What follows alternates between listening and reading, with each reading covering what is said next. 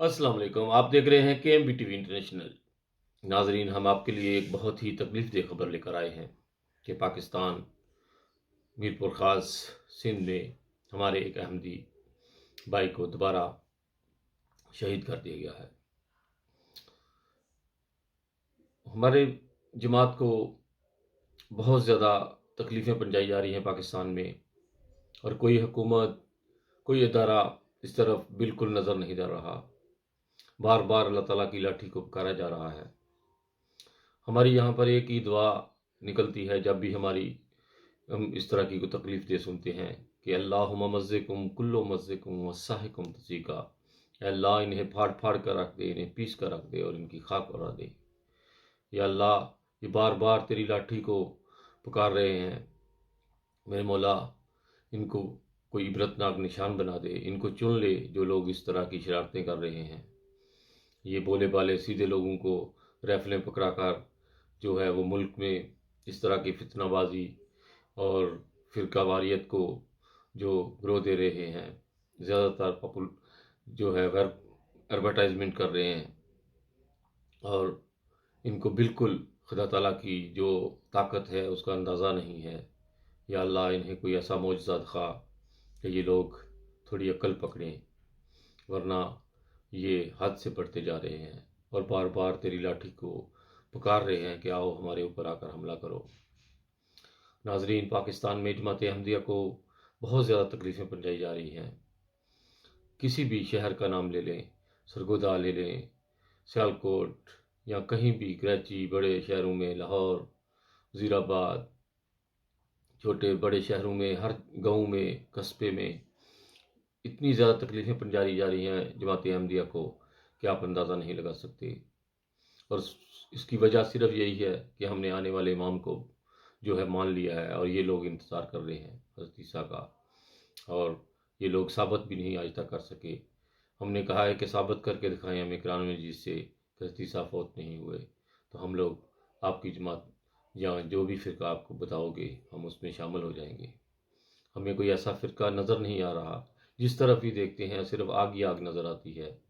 मदरसों में देखें तो छोटे छोटे बच्चों के साथ ज़्यादतियाँ करके उनको मार कर फिर माँ बाप को बोलते हैं कि जल्दी जल्दी इनको दफना दो, इनका ज़्यादा इंतज़ार नहीं करो, ये बहुत ज़्यादा आपको गुनाह होगा, क्योंकि उनकी असलियत उनको सामने नज़र आ रही होती है।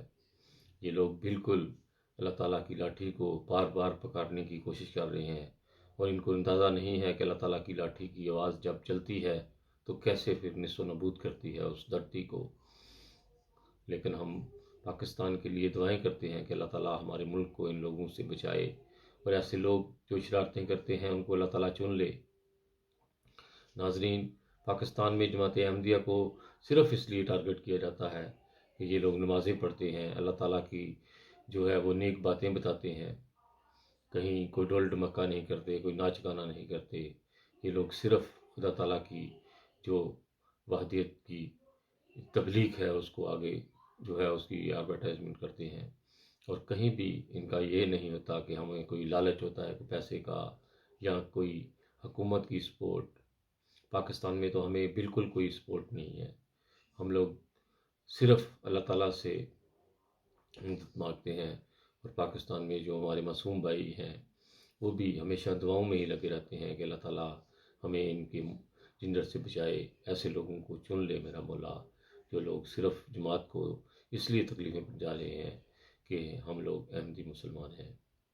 नाजरीन, पाकिस्तान में जमात अहमदिया को इतनी ज़्यादा तकलीफ़ें पहुंचाई जा रही हैं कि इसके कोई नावाकिफ़ नहीं है। मीडिया के ऊपर हर तरफ जिधर भी आप कोई ऑन करो, आप बस बता दो, बस पता चलना चाहिए कि ये अहमदी है, उसके ऊपर जो है वो टारगेट किया जाता है।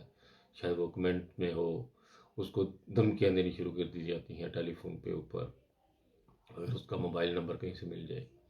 नाज़रीन, इसकी वजह यही है कि हम लोग एक सच्चे इमाम को मान चुके हैं और हमारी कोई गलती नहीं है।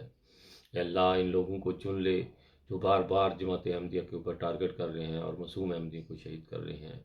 या अल्लाह मियाँ, हम सिर्फ तुझसे मदद चाहते हैं। मैं तुझसे न मांगूँ तो न मांगूँगा किसी से, मैं तेरा हूँ, तू मेरा खुदा है, मेरा खुदा है, मेरा खुदा है।